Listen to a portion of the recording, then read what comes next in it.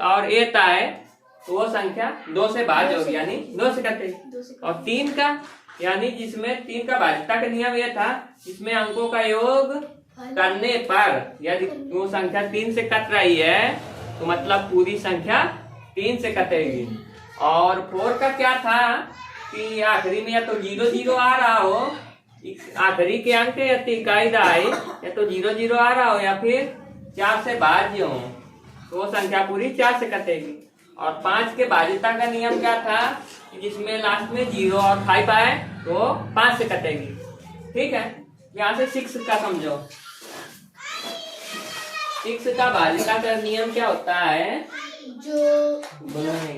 जो संख्या 2 व 3 से पूरी तरह से विभाजित हो तो वह संख्या 6 से भी पूरी तरह, यानी कोई संख्या दी हुई होगी उसमें 2 का भी भाग 2 से भी काट के देखेंगे, 3 से भी।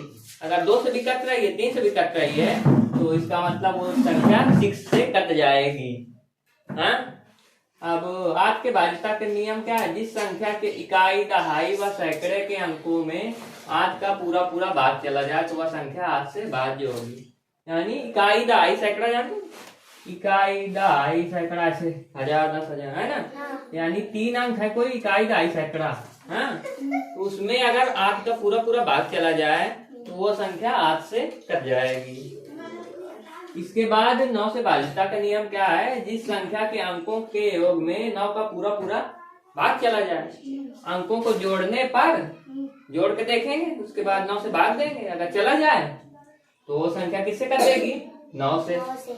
और 10 11 भाज्यता का नियम क्या है, 10 का क्या होता है, जिसके आखिरी में 0 आया है, 10 में 10 2 20 100 कुछ भी आया तो 0 तो आता, तो 10 का हो गया। 11 का क्या होता है, जिस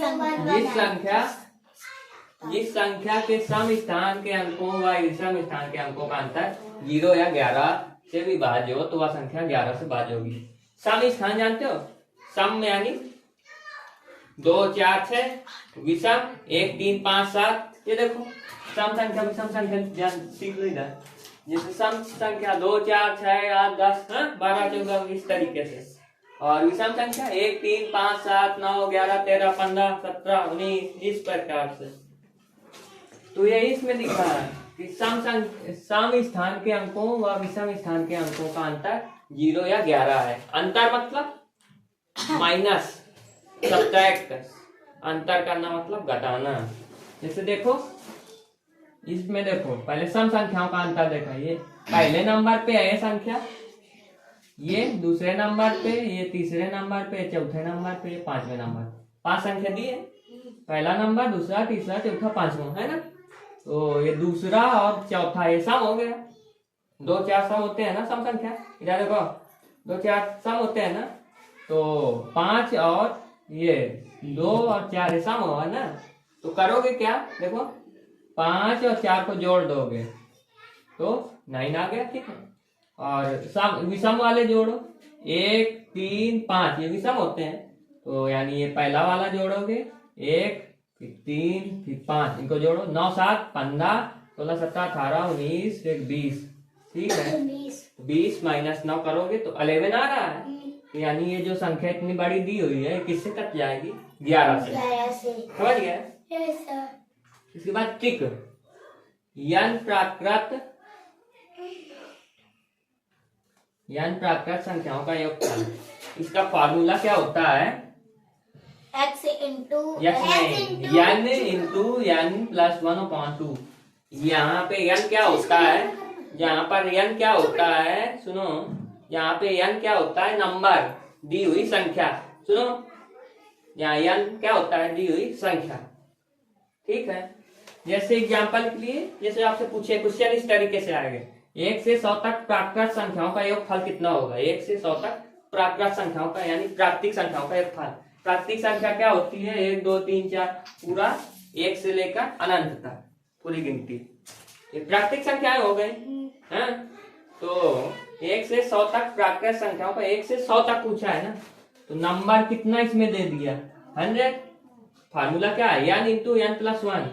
तो n मतलब नंबर क्या दिया है, 100, तो नंबर की जगह पे 100 रख दिया, ठीक। हाँ, फिर कोष्टक लगा, ऐसे लगा दिया, फिर n की जगह फिर क्या रख दिया 100 प्लस में 1 लगा दिया, नीचे 2 है रख दिया। हाँ 2 से काटोगे तो 5 देते हैं, 0 है तो 0 लगा दोगे और तो क्या हो जाएगा 50 आ गया। Yes sir. और ये 1 और 100 में 1 जोड़ दोगे तो 101, तो 50 का 101 में गुणा करवाओगे कितना आ गया 5050, इतना आंसर आ गया। समझ गए। अगर यहाँ पे नंबर में मान लो 50 दिया होता तो क्या करते, सर 50 तो 50 दिया होता तो कुछ नहीं, जहाँ 100 लिखा है वहाँ क्या कर देते 50 ऐसे लिख देते हैं, काट देते सर। इसके बाद इसको काटते तो 25 51 कितना हो जाता है 51 इंटू और 25 है, 25 गुणा करवा देते, जो आता वही आंसर।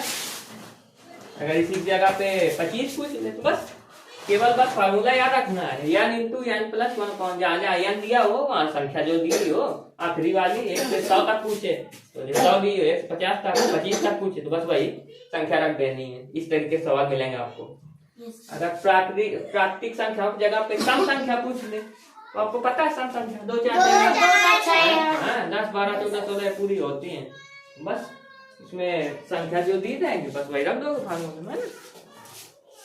इसके बाद a से b तक की लगातार संख्याओं का योगफल पूछ ले। अगर a से b मतलब a का मतलब कुछ भी 1 से 10 तक 20 तक कुछ भी पूछ ले, उसके लिए फार्मूला क्या होगा योग गुणे अंतर प्लस 1/2, योग गुणे अंतर प्लस 1/2। जैसे आपसे पूछ ले 51 से 100 तक लगातार संख्याओं का योगफल क्या है, हाँ तो करोगे क्या 51 प्लस 100 यानी ये जो दो संख्या दी जाएंगे इनको क्या करोगे योग यानी ये जो संख्या क्वेश्चन में दी जाएंगे इनको जोड़ दोगे 51 प्लस 100 गुणे फिर अंतर प्लस 1, अंतर यानी 100 में से 51 घटाओगे, अंतर का मतलब माइनस, ठीक है। पहले क्या 51 और 100 जोड़ दिया, फिर गुणा बीच में लगा दिया, फिर कोष्ठक में 100 माइनस 51, 100 में से 51 घटा दिया, फिर उसके बाद प्लस 1 दिया है लगा दो, बटे में 2 है रख दो। अब जब 51 और 100 जोड़ोगे तो 151 हो गया, और 100 में से 51 घटाओगे तो 49 बचेगा, प्लस में 1 है ही, 1 लगा दिया, बटे में 2 है, इसके बाद काटोगे इसको तो इधर 25 आ गया, इधर 151 है ही, देखो इधर 151 है ही, तो 151 इंटू 25, तो जब इनका गुणा करवाओगे क्योंकि ये काट दिए 25 और 151 बचा, इसका गुणा करवा दिया।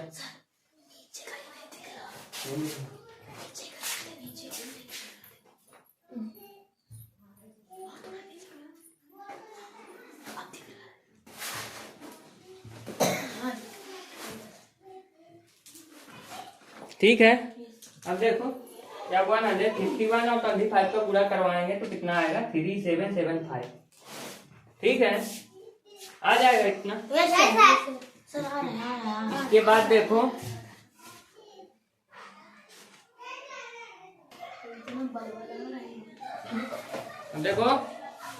अब देखिए प्राकृतिक संख्या, इसको इंग्लिश में क्या बोलते हैं नेचुरल नंबर। नेचुरल नंबर यानी नेचुरल यानी प्राकृतिक चीज को 1 से लेकर कितने भी तक, इसको वो सब 100 तक नहीं 1000 जितने भी जाओ 1 से लेकर लगातार, तो ऐसी संख्या प्राकृतिक संख्या है, नेचुरल नंबर कहलाती है, ठीक है। दूसरा सम संख्या क्या होता है, इवन नंबर इसको इंग्लिश में बोलते हैं। सम संख्या वो होता है इसमें 2 4 6 8 10 12 14 16 18 20 ऐसे आ जाए, ये कौन सी संख्या सम इवन नंबर। और विषम संख्या या ऑड नंबर क्या होता है, इसमें 1 3 5 यानी इसमें देखो 2 का टेबल दिख रहा है ना, इसमें 1 3 5 7 9 11 13 ये सब विषम संख्या है, ठीक है, इसको ऑड नंबर बोलते हैं। पूर्णांक संख्या इसको इंग्लिश में इंटीजर नंबर बोलते हैं। पूर्णांक संख्या में देखो इसमें 0 1 2 3 4 ये तो गिनती है ही, लेकिन इसमें देखो इधर माइनस, इधर माइनस है ना, -1 -2 -3, इधर जाते जाओगे -4 5 -5 -6 -7 -8 इधर जाते जाओगे, जब इधर जाओगे तो 1 2 3 4 5 6 10 में, इधर माइनस में जाओगे इधर प्लस में, और ये 0 है ही। इस तरफ जाओगे तो प्लस में, और इस साइड जाओगे तो माइनस में। ठीक है। पूर्ण संख्या या होल नंबर क्या होता है, इसमें 0 1 2 3 4 0 से लेकर, इसमें देखो नेचुरल नंबर में किससे शुरू हुआ था, 1 से, ध्यान रखने वाली बात। और जो ये कहाँ गया, होल संख्या है, पूर्ण संख्या है, 0 से शुरू हुआ है, वो 1 से शुरू हुआ, बस इतना अंतर है। बाकी गिनती इसमें भी है उसमें भी है, बस वो 1 से शुरू होता है, 0 से। भाज्य संख्या कंपोजिट नंबर्स क्या होता है, 4 6 देखो 8 9 देखो 4 6 8 9 यानी भाज्य, यानी जो स्वयं के अलावा दूसरे अंकों से भी कट जाए तो ऐसी संख्या भाज्य संख्या कंपोजिट नंबर्स कहलाती है। जैसे देखो इसको काटोगे 2 से, 2 2 जा 4, 2 3 जा 6, 2 4 जा 8, 3 3 जा 9, ये स्वयं के अलावा भी कट रहा है ना दूसरे अंक से। स्वयं से देखो 4 1 जा 4, 6 1 जा, मतलब स्वयं से भी कट रहे हैं और स्वयं के अलावा भी दूसरे नंबर से कट रहे हैं। तो इस प्रकार के नंबर को कंपोजिट नंबर या भाज्य संख्या कहते हैं। अभाज्य संख्या या प्राइम नंबर, ठीक है। अभाज्य संख्या क्या होती है, जैसे देखो बोलो ना 2 3 5 7 11, देखो 2 स्वयं से काट दोगे 2 1 जा 2, और किसी अंक से कट रहा है, नहीं कट रहा। 3 देखो 3 1 जा 3, और किसी अंक से कट रहा है। 5 1 जा 5, और किसी अंक से कट रहा है। 7 1 जा 7, और किसी अंक से कट रहा है। 7 1 जा, तो जो स्वयं के अलावा किसी भी संख्या से ना कटे वैसी संख्या कंपोजिट नंबर या अभाज्य संख्या कहलाती है। अब देखो सय अभाज्य संख्या, इसमें अभाज्य था, इसमें सय लग गया, को इसमें प्राइम था, इसमें को प्राइम, सय लगने से क्या हुआ, सब कोष्टक में आ जाएंगे, कोष्टक में आ जाएंगे। और दूसरी बात पॉइंट 7 है 5, ये दोनों नहीं कट रहा है ना, स्वयं के अलावा किसी से करते हैं, नहीं करते। 5 7 तो 2 एक साथ है, को का मतलब साथ में, सय मतलब जो कोई साथ दे, 5 7 एक साथ है, 2 3 7 और 11, यस। और सर 3 और 2 ऐसे ही कर सकते है ना। तो ये जैसे मिल जाए 11 13, स्वयं के अलावा किसी से न करते हैं। 14 15 का नहीं सर, कटेगा 7 है ना। ठीक है, तो ऐसे नंबर क्या कहलाते हैं, सहभाज्य संख्या को प्राइम नंबर है। और परिमेय संख्या या रेशनल नंबर क्या होता है, परिमेय संख्या क्या होती है, जैसे अंडर रूट में कोई चीज है, under root 4, under root 3, under root 2, कुछ भी आ जाए, और बटे में भी आ जाए, साथ फ्रैक्शन के रूप में 7/5 2/3 फ्रैक्शन के रूप में आ जाए, या फिर अंडर रूट में आ जाए, तो ऐसी संख्या परिमेय संख्या या रेशनल नंबर। सर इसके ऊपर कैसा है, मतलब रेशनल नंबर क्या मतलब, जैसे आपने ऊपर का 7/5 7 कैसे आ गया, वो 7 कैसे आ गया वो नहीं मैटर करता, मतलब बटे फ्रैक्शन के रूप में है ना सर, कुछ भी लिख सकते ये हैं, फ्रैक्शन है ना। हाँ तो फ्रैक्शन के रूप में हो या अंडर रूट के रूप में हो, ऐसी संख्या परिमेय संख्या या रेशनल नंबर कहलाती है। यस और छोटी संख्या बड़ी संख्या सिखाई चुका हूँ। यस साथ एक अंक की सबसे छोटी संख्या क्या होती है, 2 अंक, 0 नहीं होती, एक अंक की सबसे नहीं, एक अंक की सबसे छोटी संख्या 10 नहीं सर, 1 डिजिट की 1 होती है, 1 होती है, 1 डिजिट की सबसे छोटी संख्या 1 होती है, और 1 डिजिट की सबसे बड़ी संख्या 9, और 2 डिजिट की सबसे बड़ी संख्या 99, हाँ, और 2 डिजिट की सबसे छोटी संख्या 11 नहीं होता, 11 नहीं सर, 1 होता है, 100 नहीं 10 2 अंक की पूछी है ना सर, 10 1 के आगे 0, 3 अंक की पूछ ले तो 1 के आगे 2 3 और 4 अंक की पूछ ले तो 1000 ऐसे। मिलियन, ये सर आ गए समझ, डिसेंडिंग आधा डिसेंडिंग आधा भी सिखा चुका यस हूँ, सर, और काफी चीजें सिखा चुका हूँ। और अभी इसमें दूसरे लेसन में ना एक चीज और बची है, क्या? वो कल की क्लास में बताऊंगा। इसमें वो उसको क्या बोलते हैं, properties of addition subtraction multiplication and division. Properties होती हैं, कम्युनिकेटिव लॉ, क्लोजर, ये सब चीजें तो कल की क्लास में बताऊंगा। आज की क्लास के लिए बस यहीं तक। अगर अच्छा लगे वीडियो तो लाइक तो लाइक कीजिए। सब्सक्राइब